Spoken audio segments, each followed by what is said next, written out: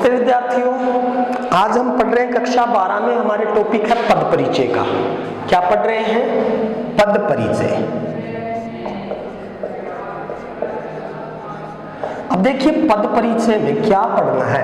कोई वाक्य है, उसमें जो पद है उनका हमें क्या करना है, सामान्यतः परिचय देना होता है।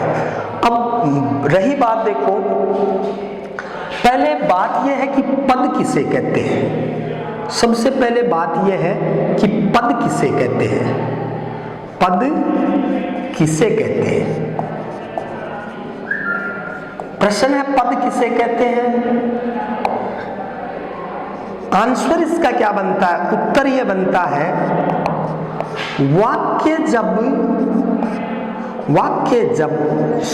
कोई शब्द जब वाक्य में प्रयुक्त हो जाए। कोई शब्द है वो कहां? वाक्य में।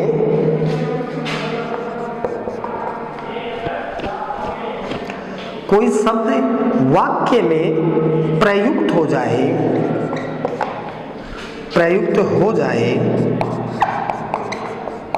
पद कहलाता है। पद किसे कहते हैं? देखो भाई, पद किसे कहते हैं कि कोई भी शब्द है, जैसे मैं शब्द है, मैं क्या है? एक शब्द है। ये एक शब्द है, अकेला है तो शब्द है। जैसे मैं पढ़ता हूं, इस वाक्य में ये मैं शब्द प्रयुक्त हो गया। अब ये क्या बन गया? पद। अब इसका परिचय क्या है? अब इसका परिचय हम करेंगे तो मैं क्या है? मैं एक संज्ञा है। कैसी संज्ञा है? वचन कैसा है? एक वचन।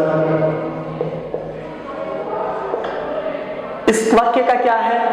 कर्ता कारक है। कारक कैसा है? कर्ता है।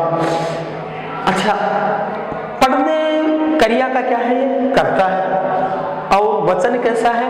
एक वचन है। पढ़ता हूं, क्रिया में ता हूं आ रहा, तो लिंग कैसा है? पुल्लिंग है।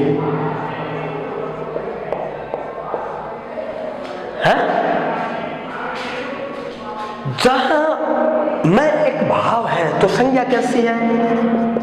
भाववाचक। मैं कोई जाति विशेष के लिए नहीं आता है, मैं किसी व्यक्ति का नाम भी नहीं है, भाव है तो भाववाचक। तो इस मैं के देखो कितने रूप हो गए। इसका परिचय यह इन शब्दों से इसका क्या बताना, संबंध बताना ही क्या कहलाता है? पद परिचय कहलाता है।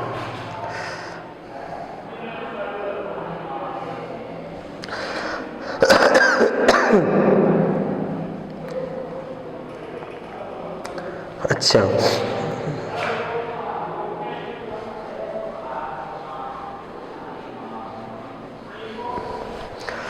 पद परिचय क्या है?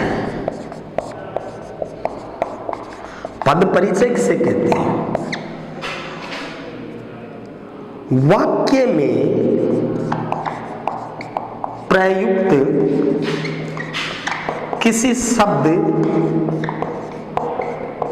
का अन्य शब्दों से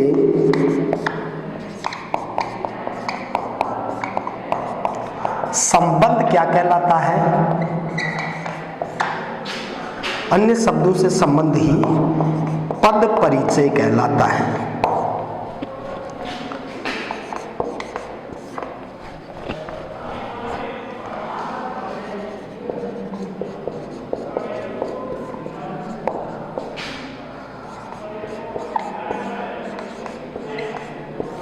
देखो भाई, कोई भी वाक्य में कोई शब्द आ गया, उस शब्द का अन्य शब्दों से कोई संबंध है, वह संबंध जो बताया जाता है वह क्या कहलाता है? पद परिचय कहलाता है। उस संबंध कई प्रकार से हो सकता है। जैसे उदाहरण के लिए जब हम देखें तो उदाहरण है, जैसे मानो रमेश खेल रहा है।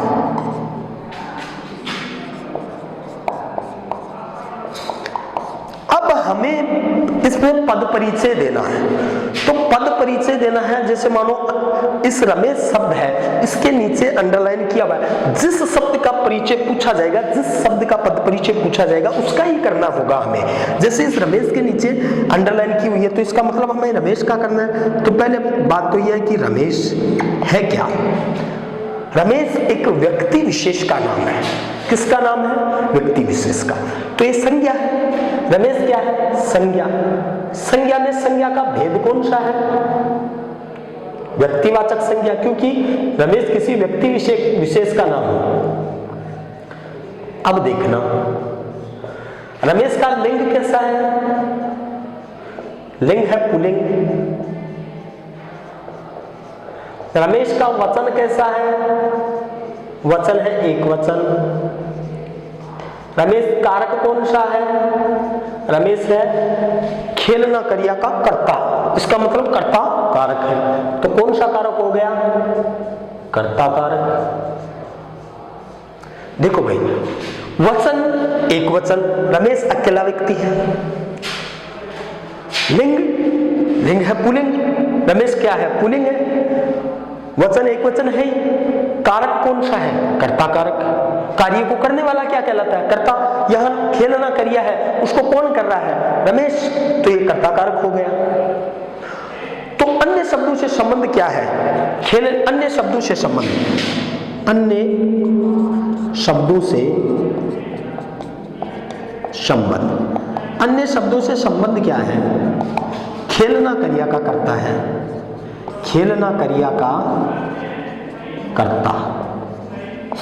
अन्य शब्दों से यही संबंध बनता है, क्योंकि अन्य शब्द क्या है? खेल रहा है। तो खेलना है, तो खेल रहा है। रहा है तो इस खेलना क्रिया का विस्तारक है, ये तो विस्तारक है। तो रमेश खेलना, तो खेलना क्रिया है, वो किसके द्वारा संपादित की जा रही है? रमेश के द्वारा। तो अन्य शब्दों से इसका क्या हो गया? संबंध क्या हो गया कि जो एक खेलना जो क्रिया है, उसका यह क्या है? करता है। ये सारा ऐसे बताना ही क्या कहलाता है? पद परिचय। इस रमेश शब्द का खुलकर क्या बताना? परिचय बताना, पद परिचय। जैसे रमेश शब्द, पद किसे कहते हैं? कोई भी शब्द जब वाक्य में व्याकरण के नियमानुसार वाक्य में प्रयुक्त हो।